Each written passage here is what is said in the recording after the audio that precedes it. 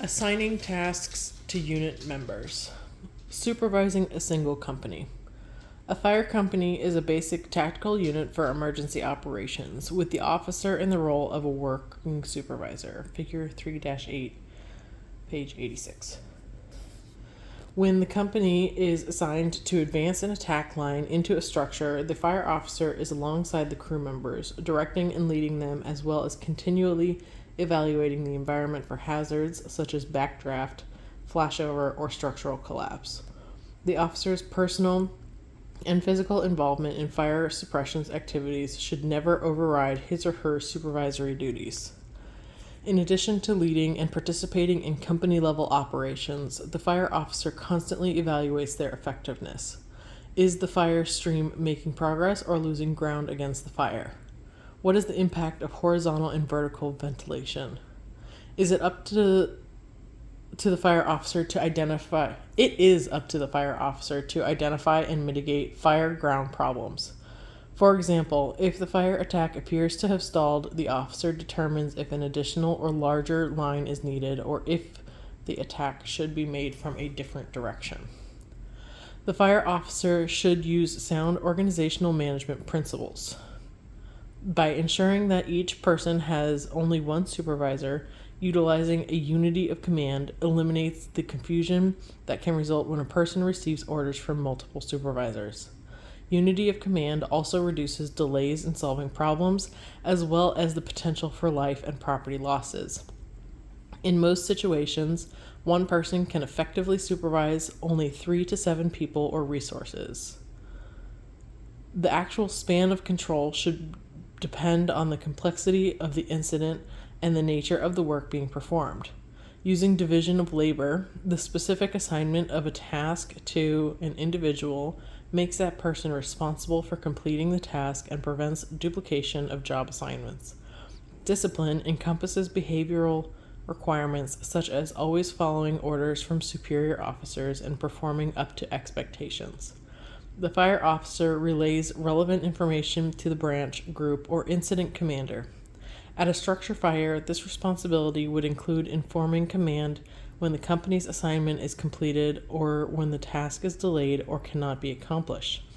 It also includes informing the supervisor immediately when problems or hazards are encountered, such as signs of structural collapse. Each company officer serves as the eyes and ears for the IC.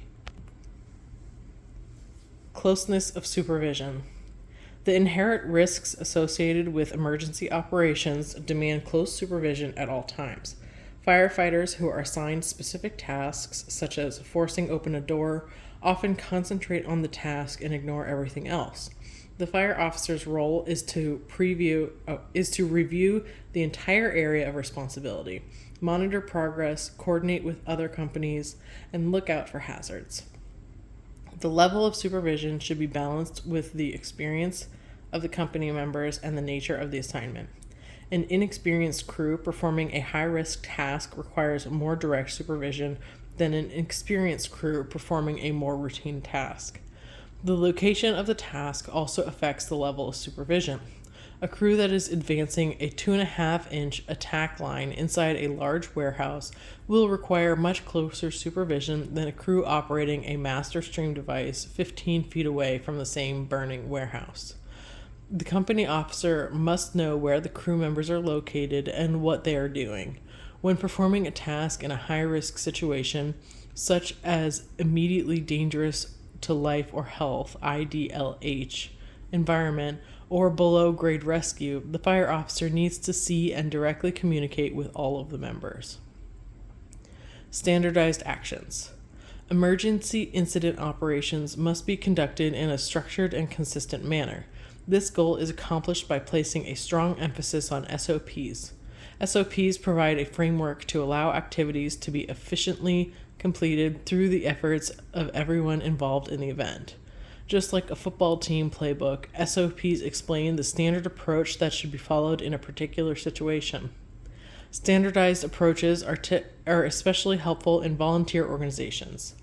NFPA 1720, standard for the organization and deployment of the fire suppression operations, emergency medical operations, and special operations to the public by volunteer fire departments describes demand zones, urban, suburban, rural, remote, and special, and staffing response times. For example, 10 firefighters are expected to respond within 10 minutes to 80% of the incidents in the suburban demand zone. Such a standardized approach facilitates the development of an incident action plan and promotes a consistent approach to risk and safety. Utilizing an incident command system, ICS, facilitates a consistent development of efficient incident management with effective control. Command staff assignments. Command staff assignments include the roles of incident safety officer, liaison officer, and public information officer. While working in one of these positions, the fire officer reports directly to the IC. The IC could assign any available and qualified officer to perform one of these roles.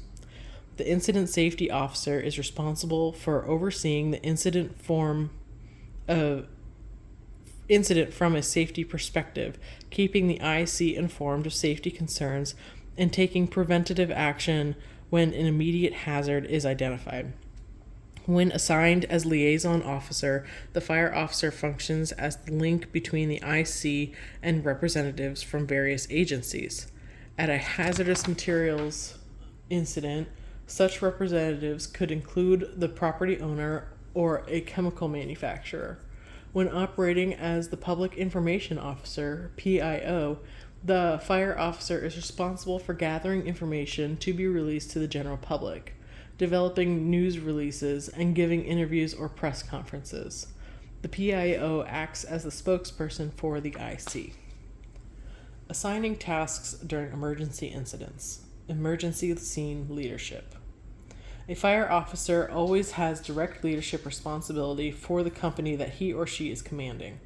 The first arriving fire officer has additional important responsibilities to establish command of the incident and to provide direction to the rest of the responding units. The first arriving fire officer also has leadership responsibilities that relate to the communications center. Methods of assigning tasks. The fire officer's primary responsibility is to the team of firefighters under his or her direct supervision. The officer is responsible for their safety, their actions, and their performance at the incident scene. The fire officer should develop a consistent approach to emergency activities in which all of the department's standard operating procedures are followed. Most departments have some form of SOPs that specify what is expected of each company and what to do in a given situation. Some SOPs are specific and detailed, whereas others are more general. For departments with detailed procedures, the task that each firefighter is to perform may already be determined.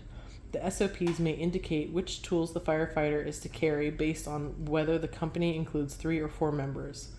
In these cases, the fire officer is responsible for ensuring that the firefighters know and follow the policy. For departments that have broad SOPs or none at all, the fire officer has 2 choices in assigning tasks: pre-assigning them or assigning them as needed on the scene. The advantage of pre-assignment is that it relieves the officer of the burden of having to make some decisions during the emergency. The advantage of assigning tasks on the scene is that it reduces unnecessary effort. When giving assignments at the scene, the fire officer must be clear and concise and ensure that all firefighters understand their assigned tasks. In this situation, the fire officer uses an autocratic style of leadership because the emergency scene does not allow for participative decision making. For this method of operation to be effective, the firefighters must clearly understand the reason for the use of different leadership styles before the incident. One method that may help a fire officer make assignments under pressure is to develop a standard method of handling situations. Making standard decisions in a consistent manner will assist in the decision-making process. If you cannot use a written checklist, then developing a mental checklist that is rapidly completed at every incident will create a predictable outcome. Because so many factors come into play when determining tactics, it is crucial that officers be trained in the critical decision-making process. For example, if you need to assign someone to rescue responsibilities, Always consider first whether you have a rescue company available. If not, then a truck company and lastly an engine company can be used to handle this task. This understanding allows a sequential thought process to develop, making assignments easier. One method of assigning tasks that allows for more participation in the process, yet reduces the number of decisions the officer must make at the scene, is to rely on the broad SOPs, such that the officer discusses with the crew the various routine emergencies to which they respond. The officer and crew can discuss the needs of the incident and the steps that must be taken to mitigate it. Finally, the officer and crew can decide who will be responsible for doing what. For example, the crew may decide that at any life-threatening medical incident, the firefighter is responsible for checking the victim's respirations, securing the airway, and then providing ventilation. The driver is responsible for checking for a pulse and uncontrolled bleeding and then providing compressions. The officer is responsible for setting up and using the automated external defibrillator, AED. This plan ensures that the crew covers all the basics of care without fumbling and waiting to be directed. Critical situations. Dangerous situations may develop suddenly during incident operations. A fire officer must use the autocratic leadership style when immediate action is required. Orders to evacuate a building and a firefighter mayday are two critical events that require immediate autocratic action.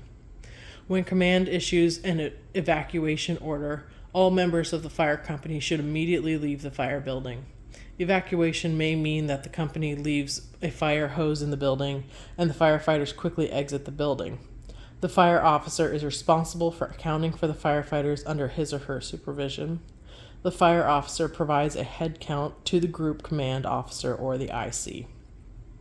A mayday requires a complex response from the company operating within a hot zone or burning structure. The first obligation is to maintain radio discipline so that command can determine the mayday location and situation. The second obligation is to maintain company or group integrity. Incident control evaporates if every firefighter rushes to assist the firefighter in trouble.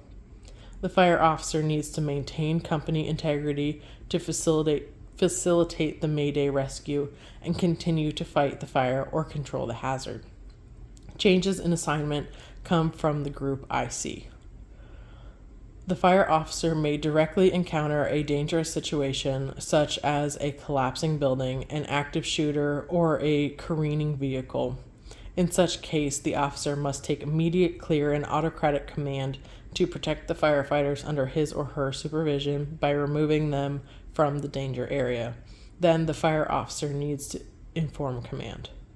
Assistant Chief Joseph Pfeiffer, when reviewing a rescue of a driver trapped in a sanitation truck that crashed through the 4-floor exterior wall in New York City, made this observation. Quote, "As a novel incident increases in scale and complexity, it is important for incident commanders to separate management and leadership functions. Leadership is about stepping back and detaching from the management of the incident to analyze what is taking place and project future actions. Then leader reconnects to guide management in adapting to novelty." End quote. After every incident, the fire officer should briefly review the event while still at the scene or as soon as possible after returning to quarters. This is an opportunity to clarify issues and answer questions. The fire officer can reinforce good practices and immediately identify any unacceptable performance.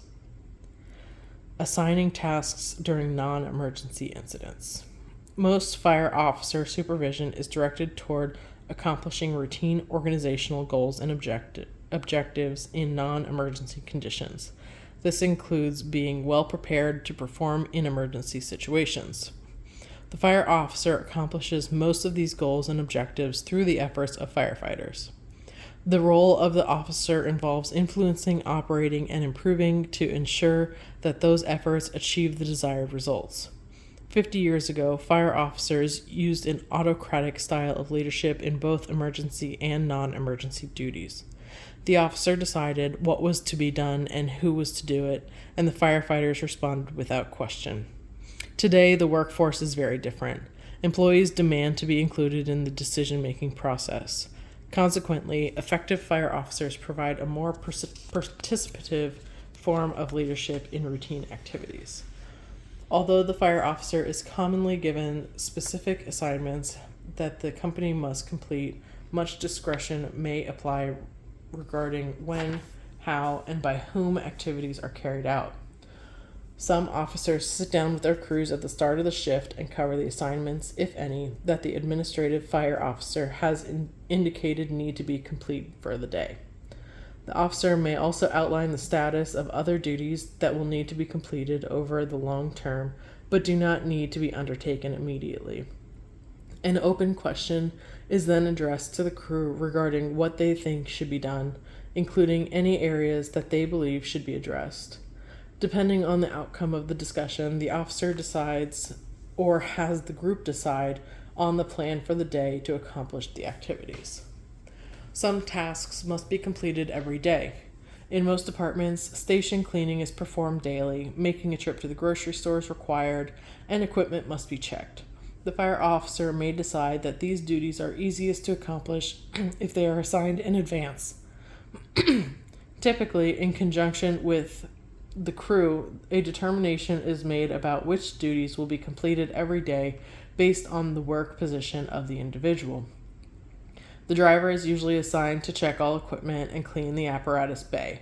The rookie firefighter may be assigned to the bathroom and kitchen detail, whereas the senior firefighter is assigned to sweeping and vacuuming floors. Safety considerations. Fire department operations often include high-risk situations that can occur under any weather conditions at any time of the day or night. The fire officer is responsible for ensuring that every firefighter completes every incident or work assignment without injury, disability, or death. This idea is expressed as a fire officer's special obligation to ensure that everyone goes home at the end of the workday. The responsibilities of a fire officer include identifying hazards and mitigating dangerous conditions to provide a safe work environment for firefighters. The fire officer must also identify and correct behaviors that could lead to a firefighter's injury or death. Safe practices must be the only acceptable behavior, and good safety habits should be incorporated into all activities. See Chapter 8, Safety and Risk Management for more information. Fire officer training responsibilities. Training and coaching have been core fire officer tasks since the establishment of the first organized fire departments. Training is defined as the process of achieving proficiency through instruction and hands-on practice in the operation of equipment and systems that are expected to be used in the performance of assigned duties. Fire service training has evolved in complexity and sophistication at a rapid pace as new areas of expertise have been added to the list of services performed by fire departments. Coaching is a method of directing, instructing, and training a person or group of people with the aim of achieving some goal or developing specific skills. NFPA 1041, Standard for Fire and Emergency Services Instructor Professional Qualifications, defines the standard and describes the requirements for 5 levels of instructor. Certification as Fire Instructor 1 is a prerequisite for Fire Officer 1 candidates. A basic responsibility of every fire officer is to provide training for subordinate fire department members. The specific training responsibilities assigned to fire officers vary depending on the organization and the available resources. At a minimum, a fire officer must be prepared to conduct company-level training exercises and evolutions to ensure that the company is prepared to perform its basic responsibilities effectively and efficiently. Live fire training is a high-hazard activity. Before conducting such training, the fire officer should be certified to the appropriate NFPA 1041 level as a live fire instructor or live fire instructor in charge. The 4-step method of skill training. One of the enduring concepts of the 20th century is the 4-step method of skill training. This prepare, present, apply, evaluate method originated during World War I when the armed services were teaching farmers how to fly biplanes, drive tanks, and operate ships. The process was updated and renamed Job Instruction Training when more than 1 million men and women received technical skill training during World War II. Today, the four-step method is the foundation of the work performed at the Fire Instructor 1 level. Most fire officers use standardized curricula and training packages that are commercially prepared or developed by the local fire academy. Occasionally, a company officer needs to start from scratch to develop a training program. Step 1. Preparation. The fire officer conducts training to maintain proficiency of core competencies. Crews should be able to catch a hydrant, raise a ground ladder, and deploy attack lines so well that the task is automatic. In other words, they should be unconsciously competent with these tasks. Sometimes the fire officer or the department determines the need for focused instruction. 3 indicators that training is needed would be a near miss, a fire ground problem, or an observed performance deficiency. For example, during a structure fire, the fire officer might observe that the firefighters are having difficulty placing a 35-foot extension ladder at an upper floor window, or perhaps the deployment of an attack line from a standpipe connection created a tangle of hose in the stairwell. These problems need to be addressed through additional training and practice. The fire officer begins by obtaining the necessary material and teaching aids. If needed, the fire officer writes a lesson plan, figure 3-9, page 93. Components of a lesson plan include the following. 1. Break the topic down into simple units. 2. Show what to teach, in what order to teach it, and exactly what procedures to follow. 3. Use a guide to help accomplish the teaching objective. If this is a new lecture or topic, the fire officer should practice delivering the lessons to make sure that the important items are covered in a timely fashion. In addition, the fire officer should preview any audio-visual items and check all of the equipment that will be used during the presentation. The final presentation activity is to check the physical environment. Make sure you have an environment that is conducive to adult learning. This includes taking every reasonable effort to reduce distractions and student discomfort. Figure 3-10, page 94. Step 2, presentation. The presentation is the lecture or instructional portion of the training. The objective with Step 2 is to introduce the students to a subject matter, explain the importance of the topic, and create an interest in the presentation. During this step, the fire officer could be demonstrating or showing a skill or explaining a concept. The fire officer should present a skill one step at a time, delivering a perfect demonstration of how it should be performed. Figure 3-11, page 94. When presenting a concept or idea, recommend that others practice giving the lecture.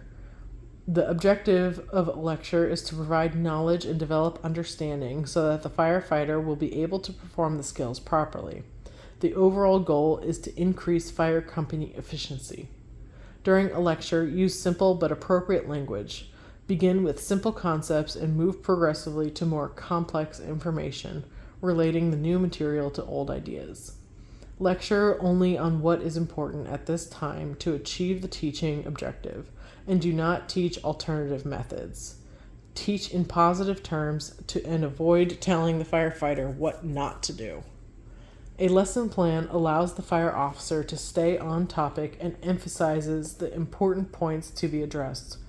Increasing the number of senses engaged in the training session helps the firefighter to retain more of the material. Audiovisual aids and training props should be used to enrich the presentation. Firefighters retain information more effectively if they actually perform the skill in the process of learning it. Step 3, application. The firefighter should demonstrate the task or skill under the fire officer's supervision. The objective is a correct demonstration of the task, safely performed. A good reinforcing technique is to have the firefighter explain the task while demonstrating the skill. The fire officer should provide immediate feedback, identifying omissions and correcting errors. Figure 3-12, page 94.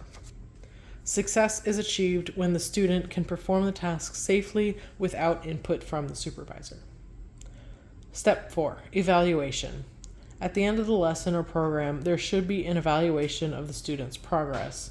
Training that is related to a certification program always includes an end-of-class evaluation. Depending on the skill and knowledge sets involved, the evaluation may be a written or practical examination. The fire officer can be certain that training has occurred only when there is an observable change in the firefighter's performance when responding to a real situation where that task or skill is applied. For example, firefighter Jones has not been coming to a complete stop at red traffic lights or stop signs when driving the apparatus to emergency incidents. The fire officer provides a training session to address this behavior. If, after the training session, firefighter Jones always comes to a complete stop at red traffic lights and stop signs, there has been an observable change of behavior. If the behavior does not change, the training objective has not been accomplished. 4 levels of firefighter skill competence.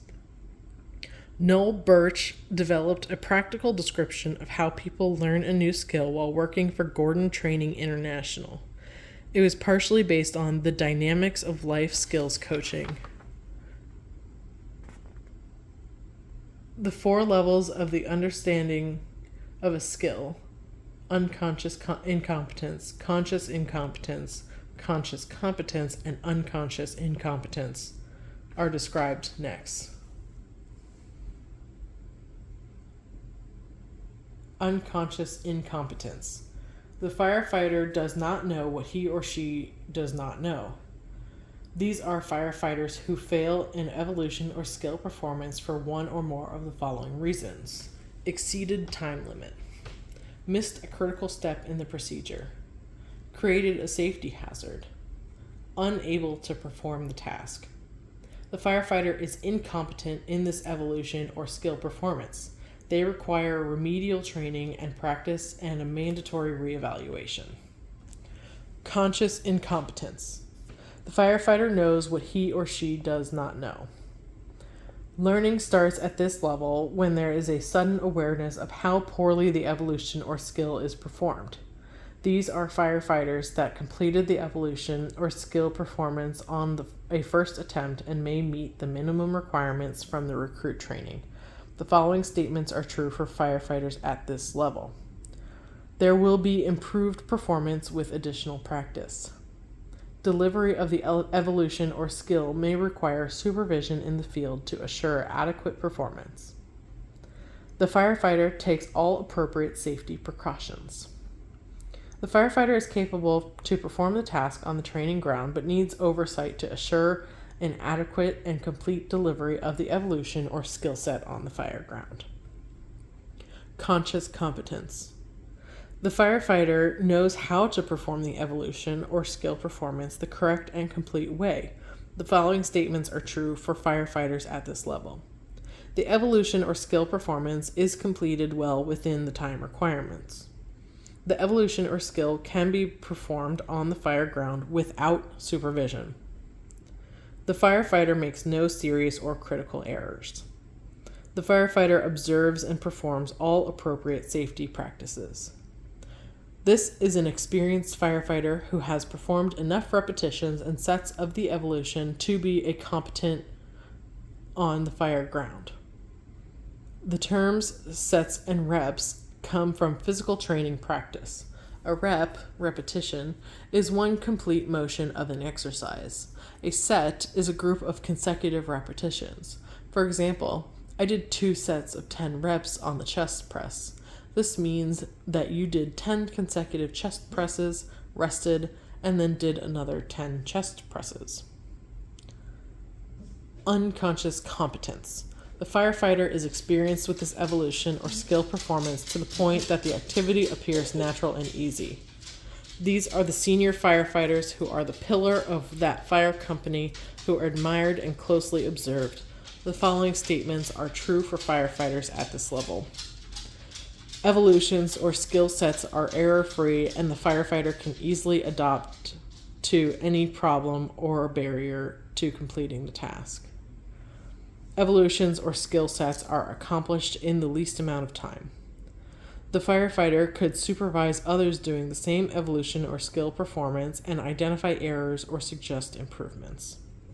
The firefighter knows the role and importance of this task in relation to other fireground operations.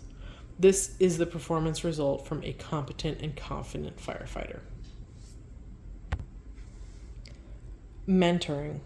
Mentoring is a developmental relationship in which a more experienced person or mentor helps a less experienced person, referred to as a protege.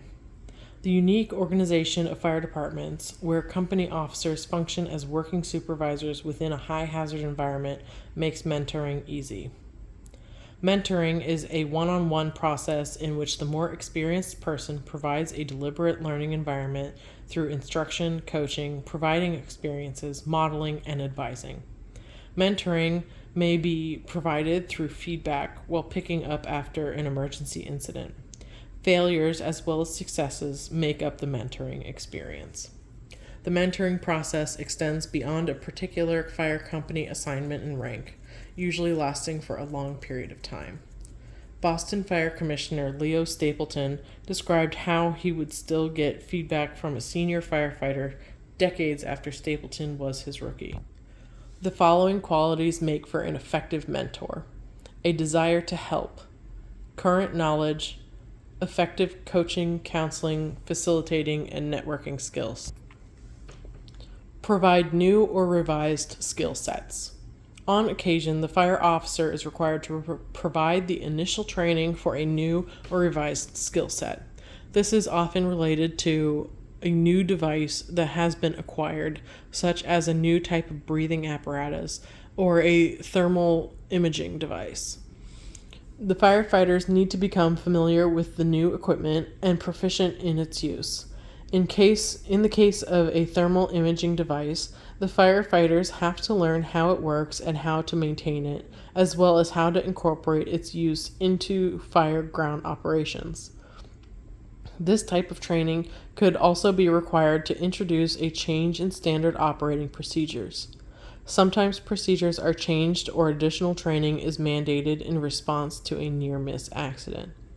Teaching new skills takes more time than maintaining proficiency of existing skills. The fire officer should obtain as much information as possible about the device or procedure, especially identifying any firefighter safety issues. The emphasis of fire station-based training should be on the safe and effective use of the device or procedure. The fire officer should plan to spend a couple of training periods developing competency and showing how the new skill relates to existing procedures. Active learning research recommends spending no more than 10 minutes presenting a formal lecture or video presentation. The student loses focus after 15 to 20 minutes of passive learning. Practicing new skills is facilitated by encouraging adventure, challenge, and competition. For example, using a thermal imaging device to complete a scavenger hunt for heat sources around a fire station is one way to reinforce the capability of the device. Ensure competence and confidence. The fire officer works as a coach when providing training to an individual or a team. After team members have learned the basic skills and can appropriately demonstrate them, the coach has to work with them to build competence and confidence. The coach must provide the guidance that advances them from being capable of performing the basic required skills to being able to perform those skills effectively, efficiently, and consistently. Many firefighter tasks involve psychomotor skill sets. Psychomotor skill levels can be classified into 4 categories. These levels may be described using the following example of a new driver operator who is required to know from memory every address in the fire district. Initial. The driver operator knows the main streets and has a basic understanding of how the street grid and numbering system work. The fire officer has to help by reading the map when responding in subdivisions and office parks. Plateau. The driver operator can drive to more than 85% of the streets in the company's response area without assistance from the officer. At this level, the driver operator is competent. Latency. The driver operator can remember the route to an area of the district where the engine company has not had a response for several months. Mastery. The driver operator can easily drive to any address in the district and knows at least 2 or 3 alternative routes into each area. The driver knows all the subdivisions, the layout of every office park, and the locations of all hydrants and fire protection connections. At this level, the driver operator is confident in his or her knowledge of the district. To bring firefighters up to the mastery level, the fire officer must work every day to reinforce their skills. Many firefighter skill sets are used infrequently, yet when that task is needed, the firefighter must deliver a near-perfect performance under urgent and critical conditions. It is dangerous to ask a firefighter to demonstrate a rusty skill set in a crucial emergency situation. The fire officer needs to provide enough repetition and stimulations to maintain firefighter confidence in seldom used skill sets. The continuing expansion of firefighters' responsibilities as all hazard mitigation specialists increases the fire officer challenge. For best performance, many of these practice sessions should be performed while the firefighters are wearing full personal protective clothing, operating within a realistic fire ground situation. This may require construction of training props, such as an assembly that allows the firefighters to practice opening a roof using a proper saw, figure 3-13, page 96. The fire officer should always be on the alert for opportunities to acquire abandoned structures where realistic fire ground skills can be practiced. When new member training is on the job. Fire officers have special responsibilities when operating with inexperienced firefighters and firefighters in training.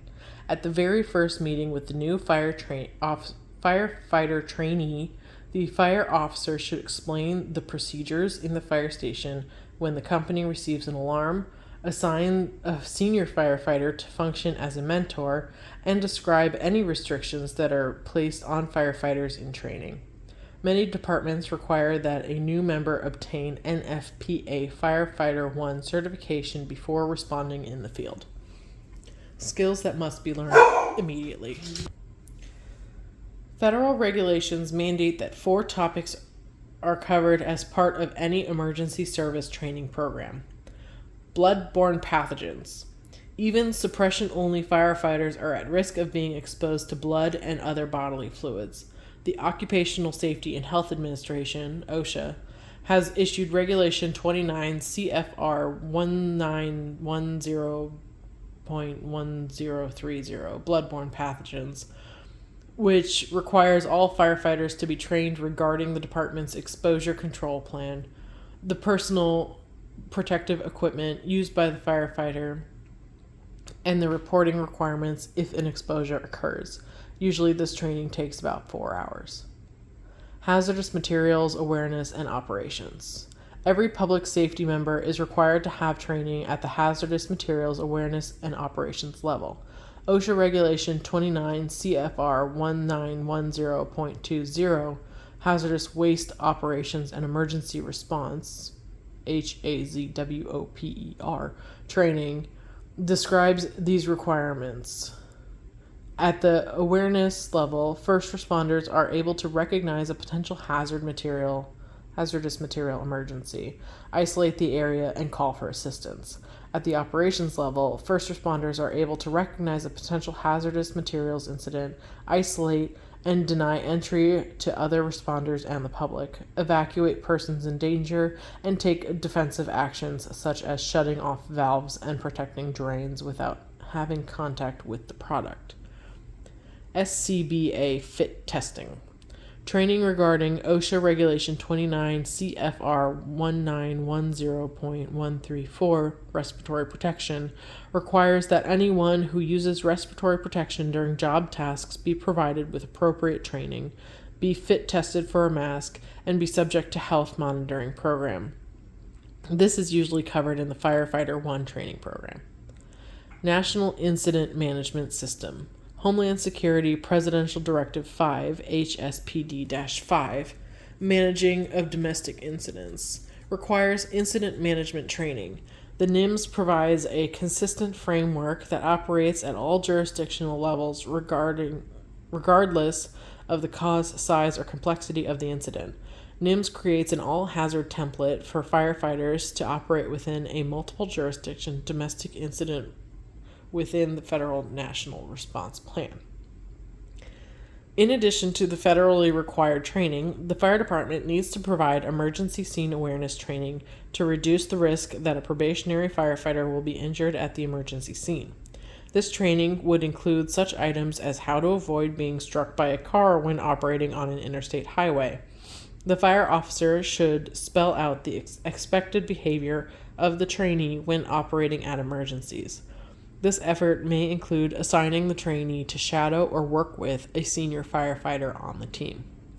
The expected behavior falls into 3 areas: responding to alarms, on-scene activity, and emergency procedures. Responding to alarms includes the trainee behavior that should occur when an alarm is received at the fire station. Be specific about the appropriate actions necessary when a firefighter is preparing to respond to an alarm. Emphasize the importance of not running in the station, donning protective clothing correctly, and always wearing a seatbelt when riding in a fire vehicle. On-scene activity includes clearly defining the expected location, activities, and behavior of the trainee at an emergency incident. Make sure that the trainee knows the safe locations when working at an incident on a roadway. Identify off-limits activity.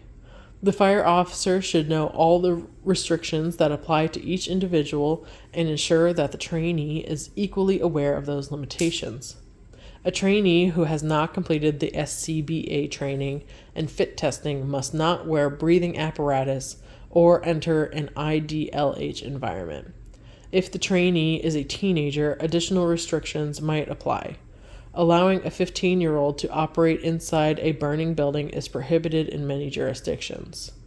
Finally, the officer should clearly identify the trainee's expected behavior when operating during an emergency situation, such as a mayday, firefighter down or lost, or a potentially violent situation.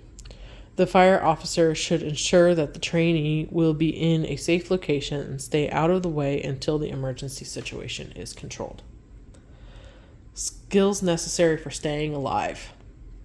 Once the skills that must be learned immediately are covered, the fire officer should concentrate on the skills the firefighter in training needs to know to stay alive.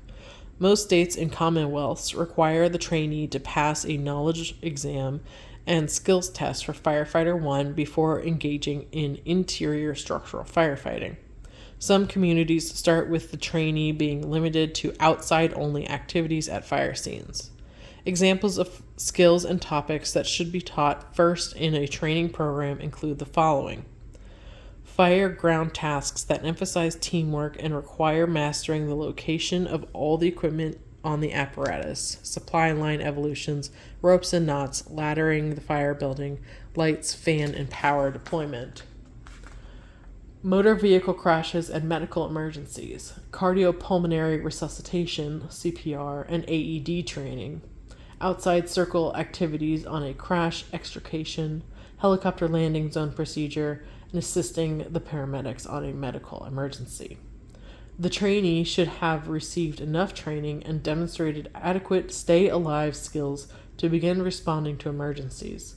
This allows the student to gain experience by functioning in an outside-only role while completing the Firefighter 1 certification training. Some fire departments do not allow trainees to respond to any emergency incidents until they have achieved the initial Firefighter 1 certification level.